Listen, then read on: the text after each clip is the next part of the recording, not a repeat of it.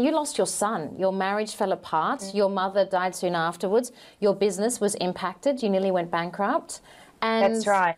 I mean, I notice how my energy levels plummet when I'm merely disappointed that something didn't go well in one day. And even though I haven't experienced nearly the magnitude of grief that you went through during that period, I know that during periods in my life where I have experienced loss and I have been very heavy-hearted, it has tremendously impacted my energy levels. You just don't have the energy to do, you're running at about 70% capacity to how you usually function. And what I love about your story and what I love about the advice that you've given me in the past and mutual friends of ours is, this is your grief period. Honor your period. Honor this tremendous gift that you've been given. How were your energy levels at the time? Well, I mean, so erratic. You know, of course, some days I would feel, well, when I say okay, it was like 70% perhaps. And other days I just allowed myself, darling. I allowed myself to be in my pajamas. I allowed myself to go for gentle walks. I literally didn't see anyone for over a year. I have a couple of dear friends, I didn't know you at the time, that I connected with in that first year. But I literally did not see anyone, because for me, my experience of that journey was very different to anyone else's, and I certainly didn't want any projections or anyone to feel sorry for me, because that certainly was not where I was at. I made a choice through all of this not to be a victim.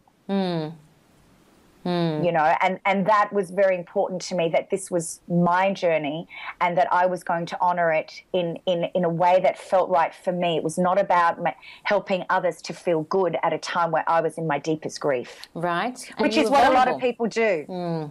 They try and please others, or they try and make someone else or others feel comfortable when they're going through their own grief. And it's like letting others know that, hey, I appreciate your support, but right now, this is a very inward journey, and I'm actually going to be selfish and honor this. And it's not about being selfish. I was just about to say that. Self-love. Yeah, that's right. It's self-love.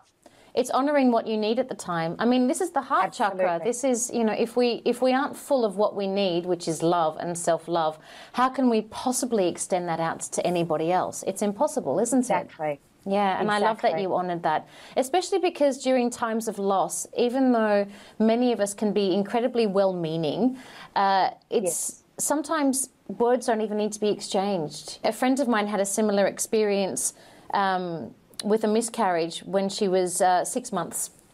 She was 6 months pregnant, and she'd put something on her Facebook like announcing that she's going to go into hibernation, that she needs her own time to process, to heal, to regenerate her energy, and in true reverence to her sense of humour, said, and if you say something like, I'm still young and I can still get pregnant and have another baby, I'm going to unfriend you.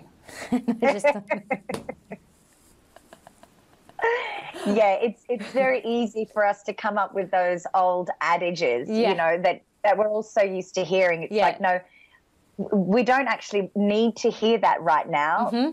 We just need to honour where we're at. You know, however well-meaning, you know, people are.